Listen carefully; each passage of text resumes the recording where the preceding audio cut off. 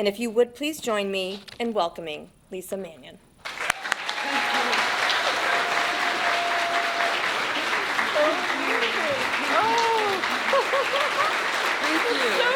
Oh my God. Oh my God. Thank you.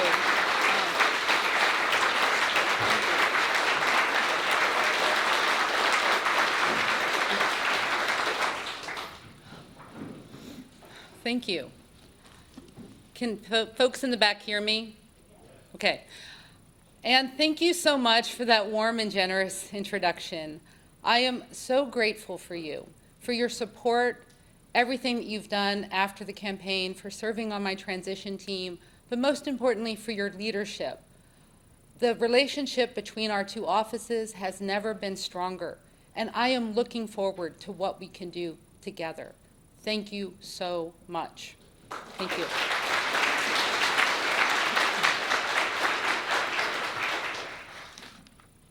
Hello, everyone. It is so good to see you here today. Thank you for coming to celebrate with me. It is an honor and privilege to lead this office. Together we made history, and together we will chart a new path toward improved public safety and public service for the residents of King County. It is the great honor of my life to be the first woman and the first person of color elected to serve as King County prosecuting attorney. Thank you. Thank you. And I am honored to be the first Korean American woman in the United States to be elected prosecuting attorney. Thank you. Thank you. As a career prosecutor, I have dedicated my entire career to public safety and to public service, and it is humbling that my life's work has led me to this historic moment. I am so honored to celebrate and share these historic firsts with you. I am grateful to have the opportunity to acknowledge and thank all who traveled this road with me, a journey that started as an infant born in Seoul, South Korea, to taking my oath of office today as King County prosecuting attorney. As the new leader of this amazing and important office, which has some of the most dedicated, passionate, skilled, and effective public servants in our state, I have been asked, what changes will I make? What priorities will we tackle first? How will I organize our team? Those are valid questions, and I recognize the interest. As part of my deliberative process, I have been engaging and will continue to engage in several one-on-one and small group meetings with employees, community leaders, and other stakeholders. I am intrigued and inspired by the ideas and suggestions that have been shared with me, and I am more optimistic than ever, and I am motivated to make changes that will improve and increase opportunities, transparency, and appreciation throughout the office. My goal is to announce some of those changes in the 3rd or 4th week of January. So there will be time for policy announcements, and I will always invite your ideas and feedback. But today is about celebration. And I believe we can all agree that a good portion of every celebration is rooted in gratitude.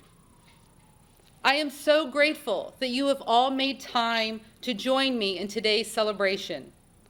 Today, we celebrate a new chapter for the prosecuting attorney's office, our communities, and our collective power in coming together. I am grateful for each and every person who played a role in helping me get here. There are literally hundreds of thousands of individuals who supported me on this journey, friends and loved ones, mentors, colleagues, elected officials, law enforcement, community leaders, faith leaders, volunteers, and voters. Indeed, there are too many individuals to thank for today's short ceremony. To avoid the risk of inadvertently failing to mention the names of every person who was instrumental in getting me here, and to avoid the very real risk of having to be here until midnight to name them all, I will, for today's celebration, forego individual thank yous with 3 key exceptions. My 2 children, Christopher and Natalie, and my brother, Tim Barrow, whom I will talk about in a bit. Christopher and Natalie, I am sure you're already cringing at my mentioning your names and the resulting attention, but you wouldn't recognize me as your mom if I didn't embarrass you just a little. Christopher and Natalie, this celebration is yours as much as it is mine. For 10 months, we weren't able to spend enough time together. In fact, there were days when we barely saw one another. And while you're teenagers and you can forage and fend for yourselves better than if you were younger and smaller, I know that there were days when you wanted me home, wanted to share the details of your day, and wanted me to take you out so I could foot the bill. And I'm sure you missed having me at home to walk the dog so you wouldn't have to. Thank you to both of you for being such good kids, for being so supportive, and for recognizing how much it meant to me to work so hard to accomplish this goal.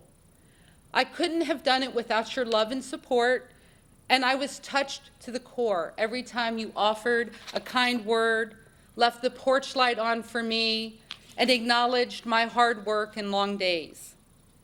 I love you, and I am proud of you. And I will work hard in this role so that you can be proud of me too. I am also so grateful to all of my colleagues. I want to thank each and every deputy prosecuting attorney and legal service professional of the prosecuting attorney's office, the women and men who all work incredibly hard to serve our King County communities. You make this office a special place to work, and you bring excellence to our practice each and every day. And while I am grateful for all of you, I want to take a moment to specifically acknowledge and celebrate the women of the prosecuting attorney's office, those who are part of our team today and those who came before us. I stand on your shoulders. I stand with you and I stand for you. Your strengths and your talents inspire me, and I am deeply moved by the hope and faith you have placed in me. To all of the women, from teenage volunteers to elected leaders to law enforcement to former Supreme Court justices, thank you for supporting me on this journey. There are far too many women to name individually, but each of you are trailblazers who broke glass ceilings, dismantled barriers, and opened doors. And you continue to hold the doors open for all who follow in your footsteps. No words can fully express what your support means to me. Thank you.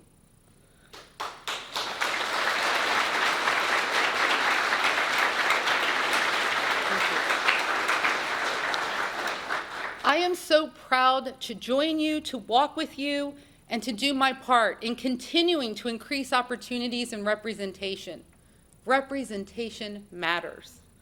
Together, we can and will ensure that while I am the first woman to hold this role, I will not be the last.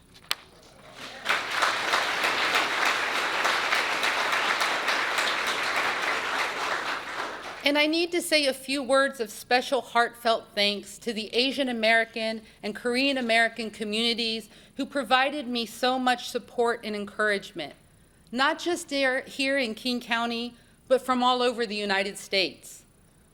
For those who don't know, I was separated from my Korean mother at a young age.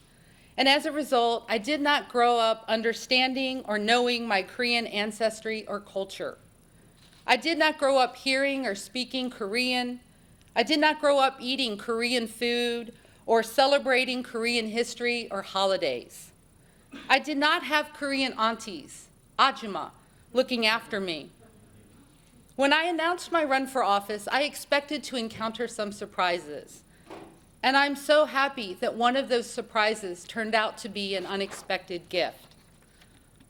Our Asian American communities, and especially our Korean American community, welcomed me like a long-lost daughter. came out in force to support me and repeatedly told me how proud they are of me. Every time I share this part of my story, I get emotional. Because it wasn't until my experience during this campaign when I saw and felt Asian American communities wrapping their support around me that I realized that being seen as, accepted as, and celebrated as an Asian American and a Korean American was a piece of myself that I had been missing. I am, of course, grateful for the support and the encouragement I received, but I am especially grateful for the recognition of my Asian heritage and for the gift of identity and belonging that my Korean American community provided me. And I am happy to report that I now have a small army of strong and mighty Ajumma to lean on and learn from.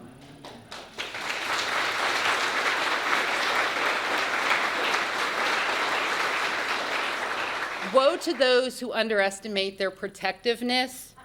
I feel so loved and cared for. Thank you. Thank you for cheering me on.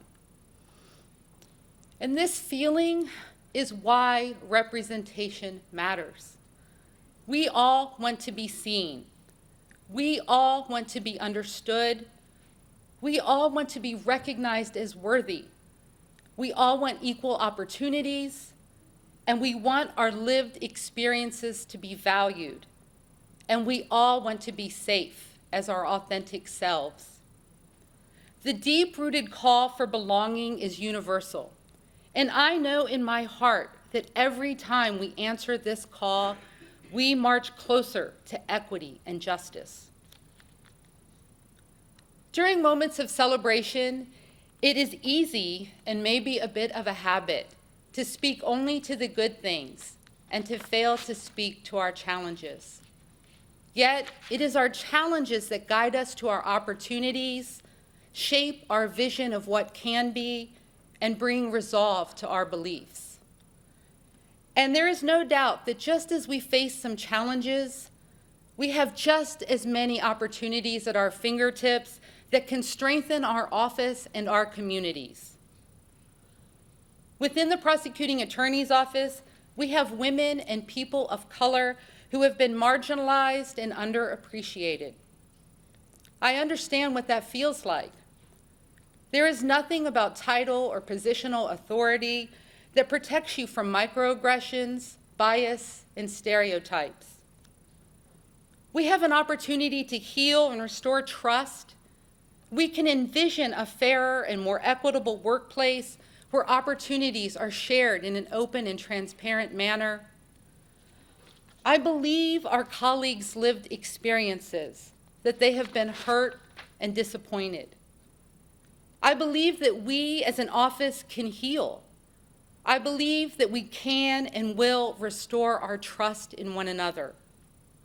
I believe this because I believe in our PAO team. I believe in the deep love that each of us carries for our mission, the why that brought us to this work. I believe that our love extends to one another because I have seen it. We have a court backlog of more than 4,000 charged cases as the result of a pandemic that is approaching year 3. We have an opportunity to innovate. The prosecuting attorney's office has been prioritizing the resolution of violent crimes and sexual assaults. Our deputy prosecuting attorneys and legal service professionals are in court every day bringing resolution to those cases. But our normal ways of doing things are not enough to counter the disruption that's caused by the pandemic. We can and must envision a justice system where prosecutors, public defenders, and our judges are willing to try new approaches on how we do our work. I believe we can challenge ourselves, be creative, and let go of past practices that are no longer working so that we can deliver justice in a more timely manner and protect our employees from burnout and mental and emotional fatigue.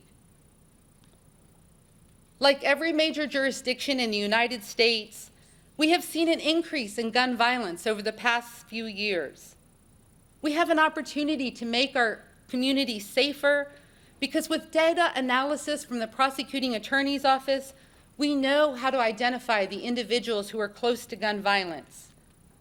We can envision a partnership where prosecutors, police, community leaders, and nonprofits use this data to inform our collective approach to tackling gun violence.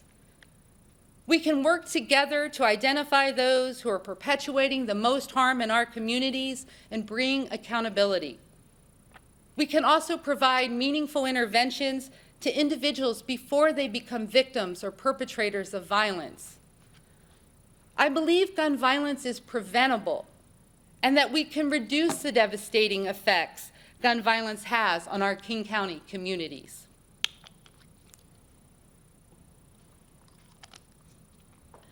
During moments of celebration, in addition to being grateful, we can also take stock of our values and remind ourselves of the important moments that shaped our achievements and our life's work.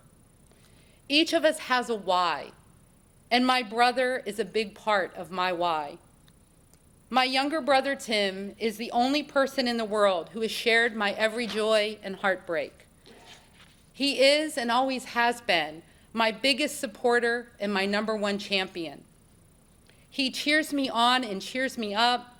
He always lends a listening ear, offers sage and sometimes questionable advice, and sometimes annoys me because he is, after all, my younger brother. We have all heard the adage that parents never stop being parents and that they remain protective of their children long after they are grown. I think this same sentiment can be applied to big sisters. For our entire childhood, I was my brother's primary caretaker and his protector. Even though we are only about 18 months apart in age, I was the one who told my brother bedtime stories and tucked him in at night. I made sure he had clean clothes for school and checked that he did his homework and brushed his teeth. I did my best to protect him from bullies and harm. As an Asian kid with brown skin growing up in a predominantly white neighborhood, he suffered the same disproportionate school discipline and law enforcement contact that so many boys and young men of color experience. One year in school, we were both in the same grade. The class was divided, half devoted to 6th grade and half to 7th. One day, my brother, and only my brother, was pulled out of our gym class and paddled because he was laughing with some other boys. The gym teacher who paddled him was a ginormous man, and my brother was small. I remember how helpless I felt as this terrible event unfolded before me. And even in 7th grade, I knew that my brother did not deserve to be punished, humiliated, or to have his spirit broken. This memory pains me, and the sickening feeling of watching my brother being targeted because of the color of his skin has never left me. When my brother was a teenager, he had an old ratty car that had a short in the electrical system.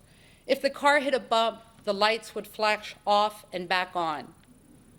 One night, as my brother was pulling out of a convenience store parking lot, the lights on his car flicked off and on as he drove over the speed bump, separating the parking lot from the street. Within blocks, my brother was pulled over by law enforcement, made to exit the car, lay prone on the ground while the officer radioed into dispatch to report that he had apprehended the suspect who robbed the convenience store. The response from dispatch was, "What robbery? We have no reports that a convenience store had been robbed." My brother was allowed to leave, but neither he nor I ever doubted that his life was in danger that night. The sad reality that I could lose my brother simply because of the color of his skin is an experience that I share with far too many. And this story is an example of why we must continue to work to eliminate the bias and systemic inequities in our justice and legal systems. Our challenge is that we have racial disparities in King County, and we have an opportunity and the obligation to acknowledge and dismantle those disparities. I have shared that I am not making any policy announcements today, but I am inviting the Prosecuting Attorney's Office to rename our Equity, Social Justice Committee to the Race, Equity, and Social Justice Committee. We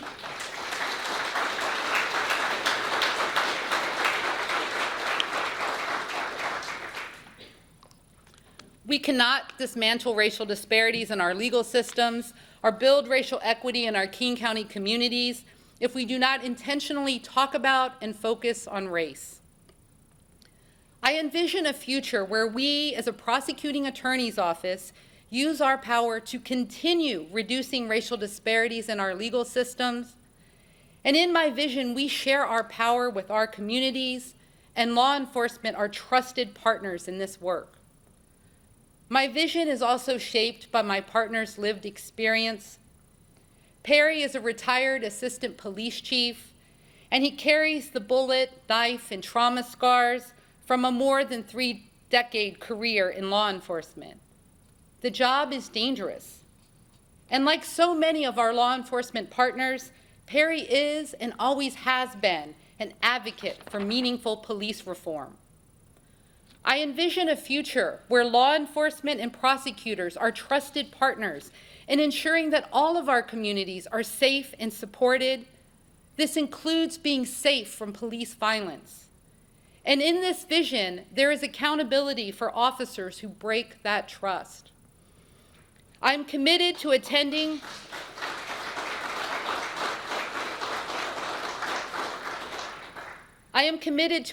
our monthly police chiefs and sheriffs meeting to strengthen my relationship with law enforcement and to recommit to our partnership to build a more inclusive and safe King County community where police, prosecutors, and residents value one another.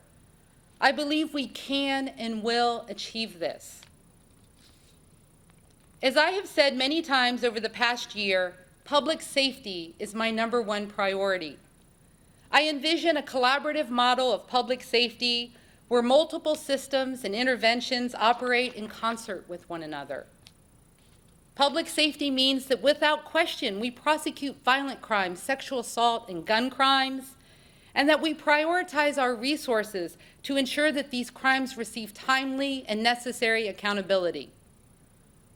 Public safety also means that we are free of hate crimes born out of discrimination.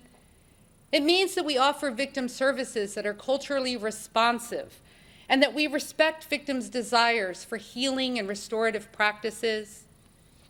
It means that we give nonviolent youth who make stupid mistakes a second chance. It means that we acknowledge and dismantle racial disparities in our legal systems. And it means we address incidents of crime and root causes, making sure that people who need help, intervention, and treatment have access to the support and services they need to get the behavior to stop. Public safety is all of these things. And together we will build a modern, thoughtful, and effective criminal legal system that does both, address crime and helps people recover and restore their lives. And we must do this work together. It is our way to chart a new path. This is a team effort. I am excited and honored to chart this path with you as your King County prosecuting attorney, and I am inviting you to join me on this journey, to work together and to continue to bring positive change to King County. Thank you.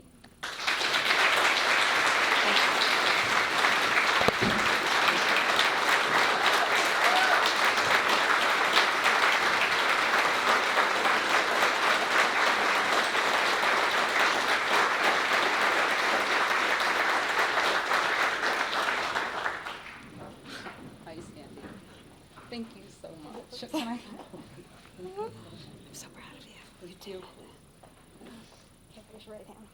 I state your name. I, Leesa Manion, having been duly elected to the office of prosecuting attorney, the office of prosecuting attorney, do solemnly swear do solemnly swear that I will faithfully and impartially that I will faithfully and impartially discharge the duties of this office discharge the duties of this office as prescribed by law as prescribed by law and to the best of my ability, and to the best of my ability, and that I will support and maintain and that I will support and maintain the Constitution of the State of Washington the Constitution of the State of Washington and the United States of America. and the United States of America. Congratulations. Thank you.